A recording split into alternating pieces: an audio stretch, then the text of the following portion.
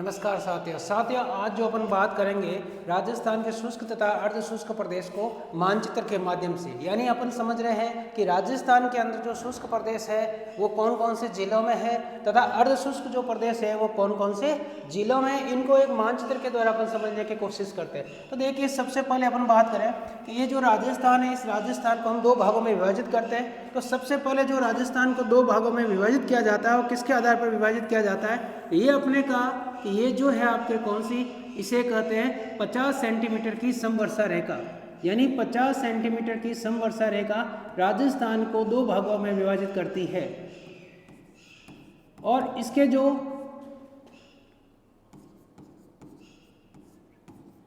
एक जो भाग है कौन सा, उत्तरी पश्चिमी भाग, और दूसरा दक्षिण और पश्चिमी भाग। तो हमने कहा कि उत्तर और पश्चिमी जो भाग है इस तरफ आया हुआ है आपके थार का मरुस्थल।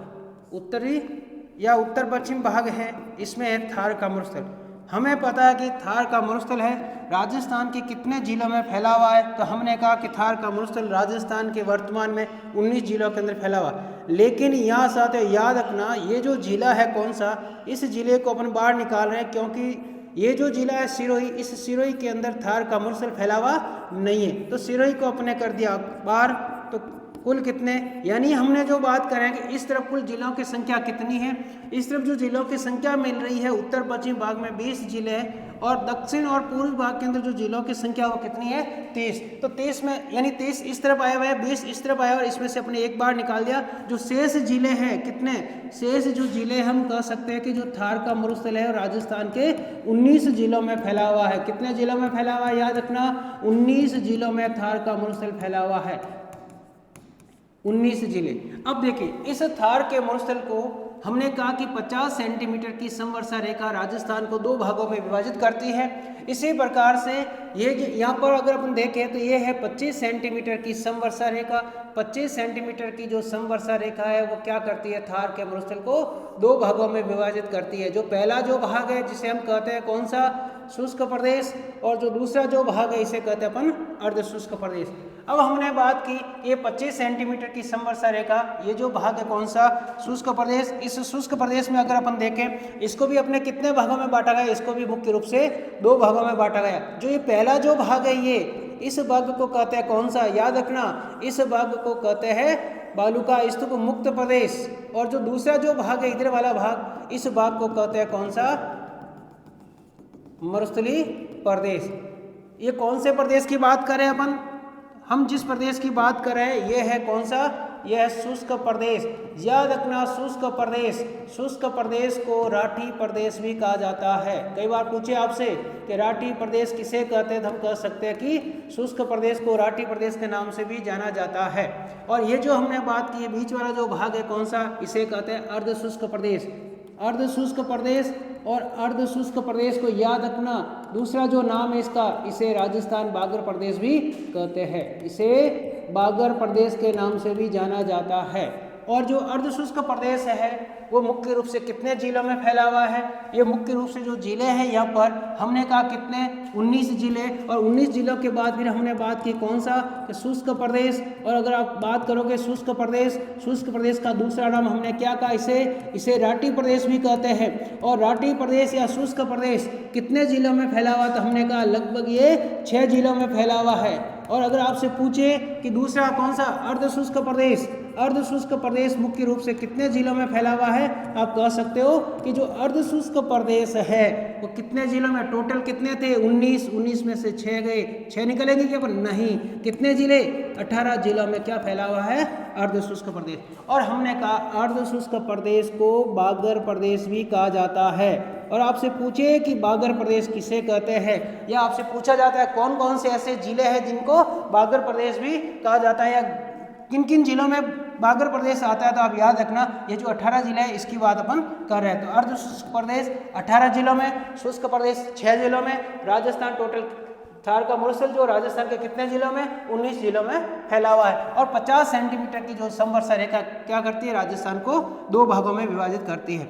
अब आगे जो अपन की बात होगी साथियों, यहाँ पर अपन जो बात कर रहे हैं कि शुष्क प्रदेश, यानी हम पहले शुष्क प्रदेश के बारे में समझेंगे। इस शुष्क प्रदेश के अंदर यहाँ पर क्या क्या आया हुआ है और कौन कौन से ऐसे जिले हैं। अगर इस प्रदेश में अपन जाएंगे तो यहाँ पर कौन कौन से शिलाकृति अपन को देखने के लिए मिलेगी। तो अपन जो बात करें यहाँ पर शुष्क प्रदेश की, तो आइए सबसे पहले अपन देखें कि शुष्क प्रदेश और शुष्क प्रदेश के अंदर जो जिले मिल रहे हैं आप लोगों को, आप इन जिलों को यानी शुष्क प्रदेश के अंदर कौन कौन से जिले हैं, तो याद रखना जो जिले मिल रहे हैं यहाँ पर, इसमें आप लिखोगे कि सबसे पहला है संपूर्ण जैसलमेर। जैसलमेर पूरी तरह से कौन से प्रदेश में आएगा, वो आएगा शुष्क प्रदेश के अंदर।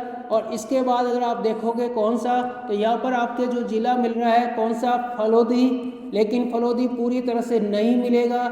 इसके बाद देखोगे कौन सा जिला मिल रहा है, बीकानेर। बीकानेर के बाद अगर आप लोग देखोगे जोधपुर, और जोधपुर के बाद अगर आप लोग देखोगे तो कौन सा मिलेगा आपको, बालोतरा। और बालोतरा के बाद जो आपको मिल रहा है कौन सा, अपन कह सकते हैं कि बाड़मेर। यानी कुल कितने जिले हुए, अगर इन जिलों की बात करें अपन, 1 2 3 4 5 और 6 जिले।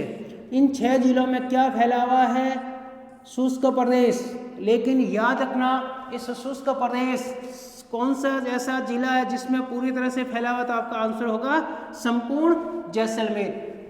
अब देखिए इस शुष्क प्रदेश के अंदर अगर अपन चलेंगे तो शुष्क प्रदेश के अंदर हमें और क्या क्या चीज़ देखने के लिए मिलेगी, या शुष्क प्रदेश से क्या अभिप्राय है। तो हमने कहा कि जिस स्थान पर वर्षा की मात्रा, यानी हम कह सकते हैं कि जो वर्षा की जो मात्रा है, वर्षा की मात्रा कितनी होनी चाहिए, तो हमने कहा वर्षा की जो मात्रा है 0 से लेकर 25 सेंटीमीटर के मध्य जिस प्रदेश के अंदर जो वर्षा होती है, यानी 0 से 25 सेंटीमीटर के मध्य जिस स्थान पर वर्षा होती है वो प्रदेश क्या कौन सा कहलाता है, आपके शुष्क प्रदेश कहलाता है। और शुष्क प्रदेश राजस्थान के कितने जिलों में, 6 जिलों में। यानी यहाँ पर जो वर्षा की मात्रा होगी कितनी, 0 और 25। याद कीजिए यहाँ पर हमें आता है कि कौन सा, यहाँ पर अगर अपन देखें सम स्थान है, जिला कौन सा, तो आप कह सकते हो कि जैसलमेर। और जैसलमेर यानी सम स्थान या जैसलमेर जो जिला है जहाँ पर क्या होती है, राजस्थान में सबसे न्यूनतम वर्षा होती है। तो आपसे पूछे कि राजस्थान में न्यूनतम वर्षा वाला स्थान कौन सा है, और अगर आपसे पूछे कि राजस्थान में न्यूनतम वर्षा वाला जिला कौन सा है, तो जैसलमेर। वर्षा वाला स्थान पूछे सम, अगर जिला पूछे तो कौन सा, जैसलमेर। यानी स्थान और जिला जब दोनों की बात होगी तो आप कह सकते हो कि कौन सा, सम और जैसलमेर।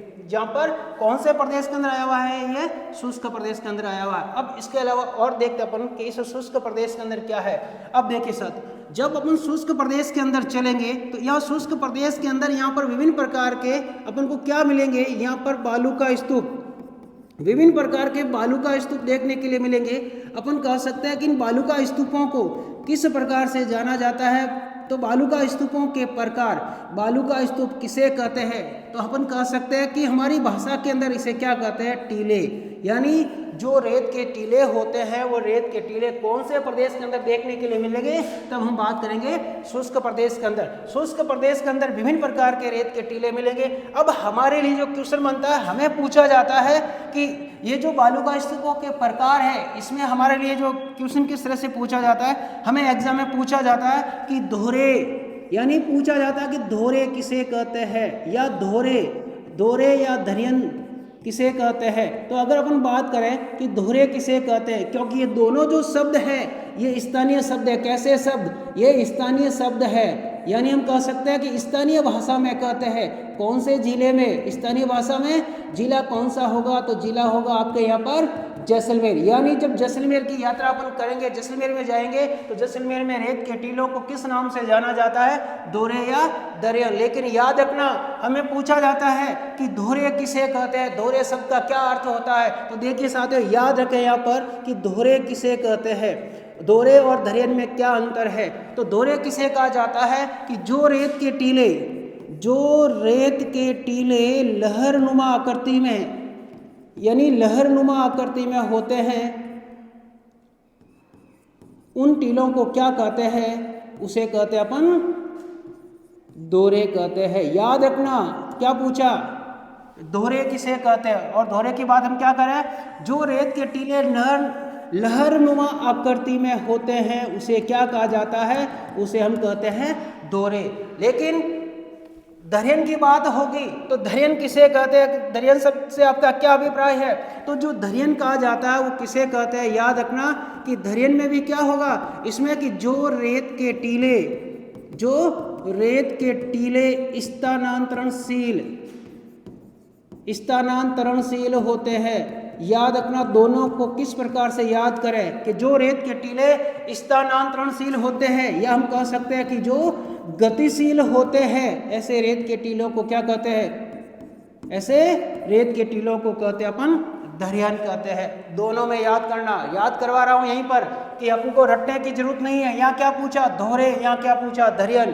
अब याद कैसे करेंगे अपन, तो देखिए इनको जब याद करेंगे अपन, इनको अपन समझे, इन दोनों शब्द को देखे अपन, तो मैं आपको सीधा सा कह रहा हूँ कि जब आपसे पूछे कि दोहरे किसे कहते हैं या दरियन किसे कहते हैं, तो दोनों में से जब आपकी बात होगी तो देखिए इसमें से क्या पूछा दरियन, और इसमें क्या है, इसका नाम क्या है बड़ा। तो यहाँ पर देख लीजिए कौन बड़ा है इन दोनों में से, ये शब्द लहरनुमा बड़ा है या स्थानांतरणशील या गतिशील बड़ा है, तो स्थानांतरणशील, यानी जिसका नाम बड़ा है उसमें वही होगा आपके कौन सा दरियन। तो याद रखना कि दरियन किसे कहते हैं, तो आप क्या कहोगे, जो रेत के टीले स्थानांतरणशील होते हैं उसे दरियन कहते हैं, और दोनों दोहरे या दरियन कहाँ पे, जैसलमेर जिले में कहते हैं।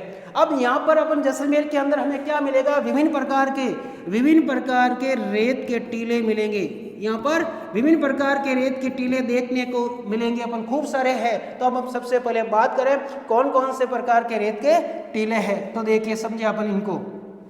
अब सबसे पहले अगर आपसे पूछे कि रेत के टीलों के प्रकार कौन कौन से हैं, तो आइए नंबर 1 अगर अपन बात करें तो सबसे पहला जो रेत का टीला है वो कौन सा है, तो नंबर 1 यहाँ पर हमारी बात हो रही है, तो नंबर 1 लिख रहा हूं मैं यहाँ पर अनुदैर्ध्य। याद रखना अनुदैर्ध्य जिसका दूसरा नाम है रेखीय, इसी को क्या कहते हैं, इसका तीसरा नाम है पवनानुवर्ती। यानी आपसे पूछा जाता है एग्जाम में कई बार आता है कि रेखीय बालू का स्तूप या पवनानुवर्ती बालू का स्तूप किसे कहते हैं, या फिर हम कह सकते हैं कि ऐसे रेत के टीले जो 180 डिग्री कोण के रूप में हो, ऐसे रेत के टीलों को हम क्या कहते हैं, अनुदैर्ध्य रेत के टीले या पवनानुवर्ती रेत के टीले कहते हैं। अब देखिए समझे कि कौन कौन से रेत के टीले हैं जो अनुदैर्ध्य या रेखीय होते हैं। तो देखो सबसे पहले अपन किसकी बात कर रहे हैं, नंबर 1, तो इसकी बात क्या करें, ऐसे रेत के टीले जो वायु की दिशा के समानांतर हो। एक डायग्राम के माध्यम से समझने की कोशिश करते हैं अपन इनको, ताकि अपन को समझ में आ जाए जल्दी से। देखिए ये मान लीजिए धरातल है, इस धरातल के ऊपर इस प्रकार से, यानी इस प्रकार के जो रेत के टीलों का जो निर्माण होता है। अब अपने का कि इस प्रकार से वायु की दिशा है, मान लीजिए वायु इस प्रकार से चल रही है, तो ये कौन सी है, ये है वायु की दिशा। तो वायु की दिशा इस प्रकार से चल रही है, हवा ऐसे से चलेगी, लेकिन हवा के साथ में क्या होगा, मिट्टी का धीरे धीरे जमाव होता रहेगा, और यहाँ पर इस प्रकार के रेत के टीलों का निर्माण होता रहेगा। तो इस प्रकार के जो रेत के टीले हैं, उन रेत के टीलों को हम क्या कहते हैं, अनुदैर्ध्य रेखीय या पवनानुवर्ती रेत के टीले कहते हैं। याद रखना ये किसके समानांतर, यानी वायु की दिशा के समानांतर बनने वाले रेत के टीलों को अपन अनुदैर्ध्य रेत के टीले कहते हैं। और ये जो रेत के टीले होते हैं ये समानांतर होते हैं, एक सरल रेखा के रूप में होते हैं, 180 डिग्री कोण के रूप में होते हैं, ऐसे रेत के टीलों को कहते हैं। तो इसकी परिभाषा अगर अपन क्या लिखेंगे, अगर आप लोग लिखना चाहो तो यहाँ पर लिख देना कि किसे कहते हैं, क्योंकि एग्जाम में पूछा जाता है। तो अपन यहाँ बात करेंगे कि जो रेत के टीले, यानी जो रेत के टीले वायु की दिशा के समानांतर होते हैं,